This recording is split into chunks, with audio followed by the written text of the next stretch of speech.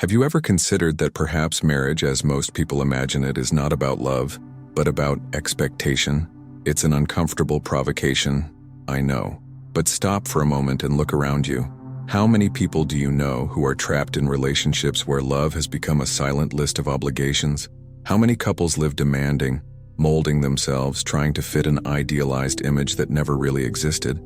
Are we truly marrying the other person, or what we project onto them? Alan Watts used to say, "You don't marry a person, you marry a package of expectations, fears, and projections." And this statement, as uncomfortable as it may seem, reveals one of the deepest roots of conflict in modern relationships. Because deep down, what many call love is actually an invisible contract, a silent agreement where each party expects the other to behave according to their own insecurities and unresolved desires. Have you ever been through this?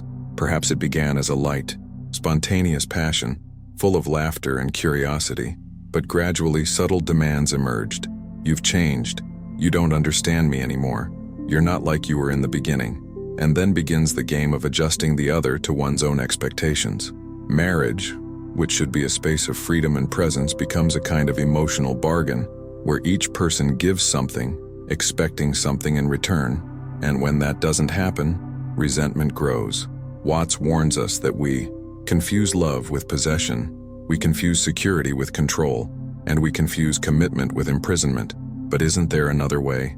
A marriage that doesn't function as a performance contract, but as a living space where two people learn to truly see each other, without filters, without masks. What you're about to discover may surprise you, because when you see that the problem isn't love itself, but how we shape it to our expectations, you begin to realize that perhaps the greatest act of love is to free the other person from the obligation to be what you imagined.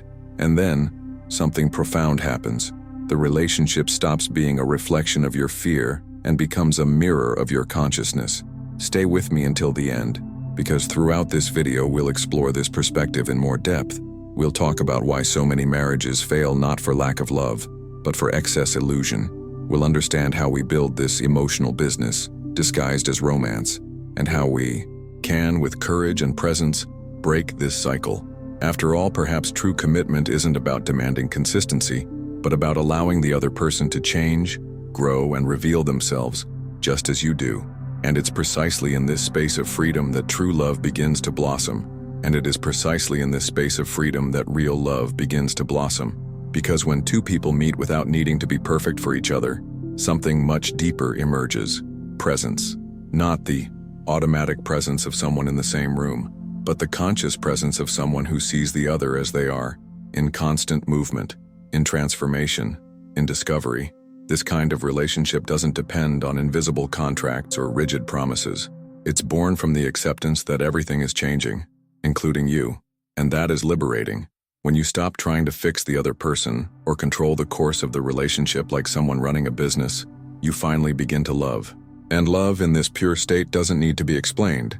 It simply happens effortlessly, like a song you listen to because you want to feel it, not because you expect a specific chorus.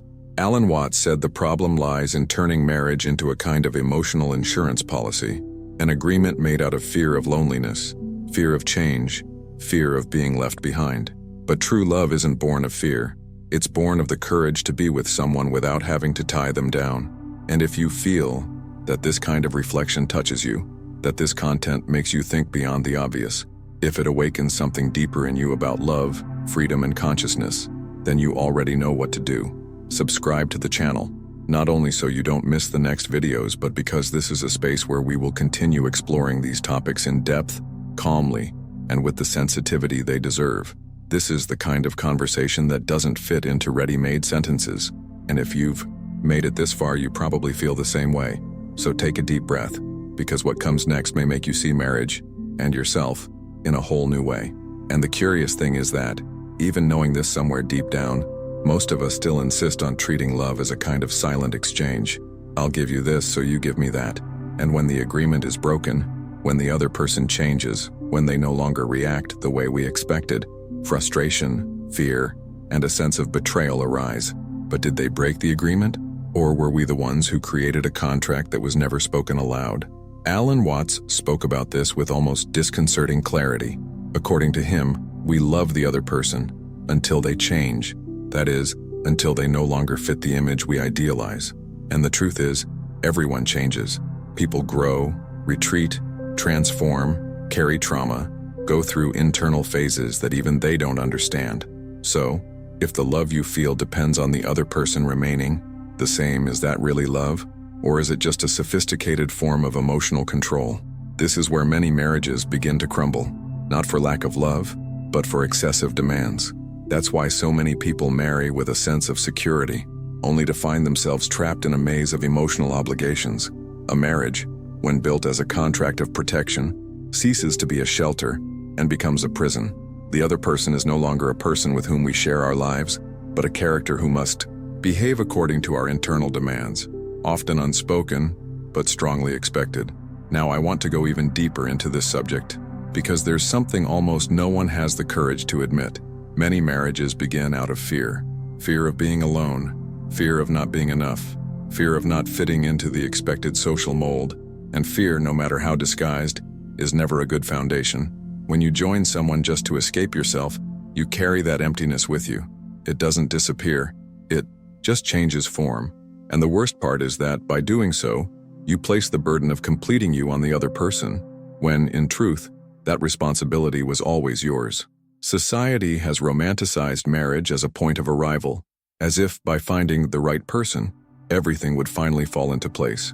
But this is a dangerous fantasy, because no one has the responsibility to fulfill the parts of you that you yourself ignore.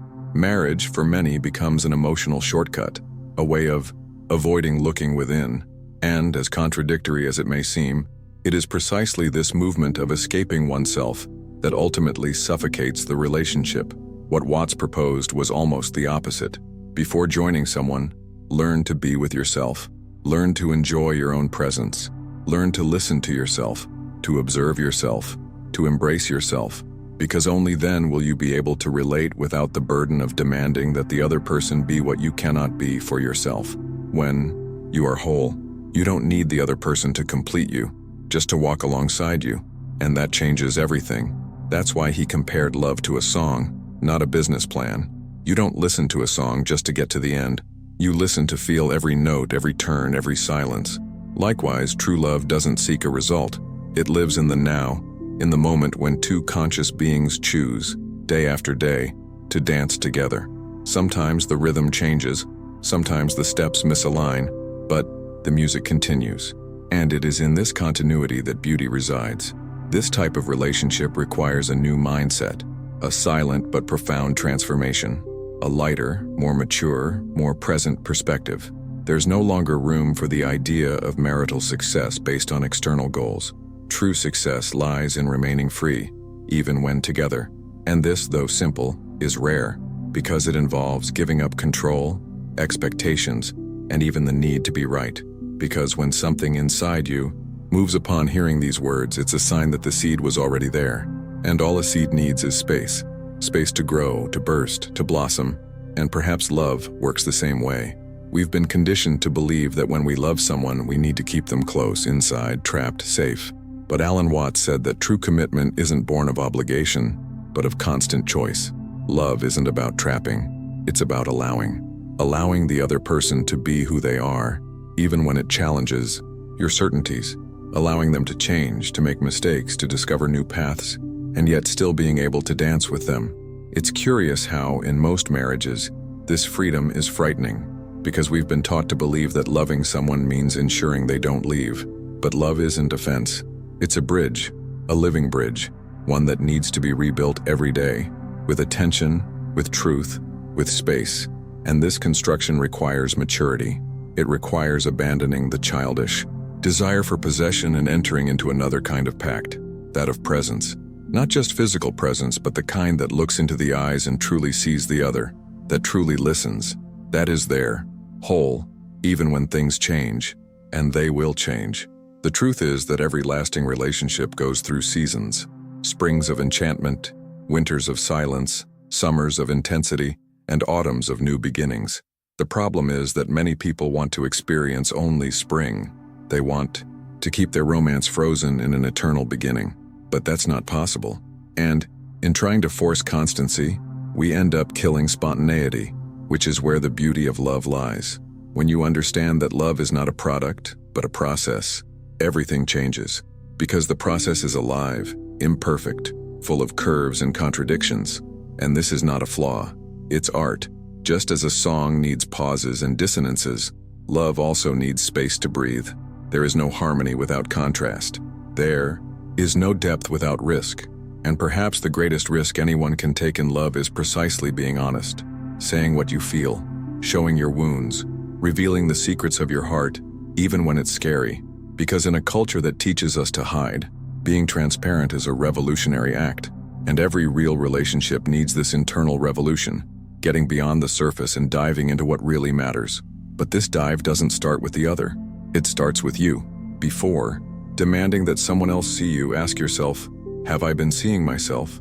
Do I have the courage to be with myself in my silences, in my emptiness, in my uncertainties? Or have I been constantly distracted by the idea that someone else's love will solve what I haven't been facing? Alan Watts was clear on this. No one can save you from yourself.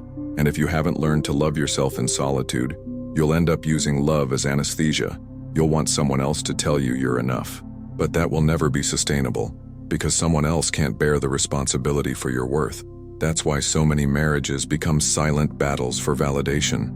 Who gives more? Who gives more? Who gives in? Who misses? Who's wrong? Everything becomes an invisible negotiation, as if love were a contract that must be renewed with sacrifice. But real love isn't about measuring efforts. It's about being there, even when there are no guarantees. Being there because it's a choice, not an obligation imposed by social roles or unresolved fears. And being in this sense is also knowing how to let go. Knowing that sometimes what the other person needs isn't your opinion, nor your approval, but your silence, your listening, your respect, and most importantly, your permission to continue being a being in constant development. That's the beauty of a conscious relationship. No one is there to be perfect.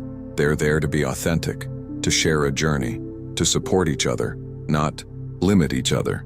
And this requires a trust that only arises when we stop seeking external reassurances and begin to cultivate internal security. Now, imagine the impact of living in a marriage like this, a space where there are no demands disguised as affection, no unspoken contracts that stifle spontaneity, where you can be who you are, and so can the other person, where there's no fear of change, but rather curiosity about it, where love doesn't need to prove anything, because it simply overflows in the form of presence, care, and freedom. This kind of relationship isn't impossible, but it requires a break with everything we've been taught about what love should be. If you've made it this far, it's because somehow this conversation made sense to you, and that says a lot. This space we're creating together is for those seeking more than ready-made answers. It's for those who want to question, feel, and truly reflect on the behind-the-scenes of relationships, on love, on the choices we make almost without realizing it. So, if this touched you in any way, if this exchange was valuable to you, subscribe to the channel. This way, we can continue this journey side by side, with calm, awareness, and depth. And like the video, not as an automatic gesture, but as a sign that this connection here has touched you in some way. Oh, and if you want to show me that you stayed until the end, comment below. I'm with you until the end. It's a simple phrase, but it carries this feeling of presence, of continuity, of someone who is really here. And since the conversation doesn't stop here, there's a video here that goes into more detail on this topic. Click it and follow along with me there.